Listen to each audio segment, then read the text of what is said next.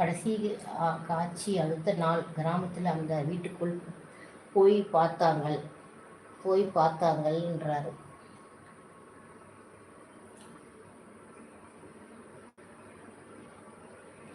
அங்கு கேமரா மட்டும்தான் இருந்தது. ஆனால் வீடியோ இன்னும் பதிவு ஆக்கிட்டு இருந்தது.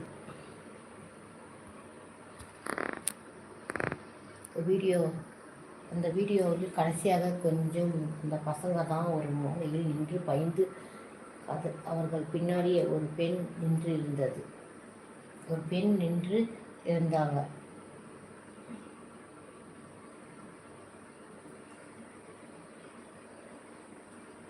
பயந்து கத்தினதும் அவர்கள் பின்னால் ஒரு பெண் நின்று இருந்தது.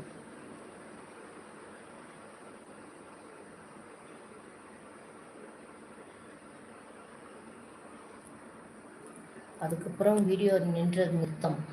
முடிவு பயங்கரமாக உண்மை. அது பசங்க யாரும் திரும்பி வரவே இல்லை. முடிவு பயங்கர உண்மை.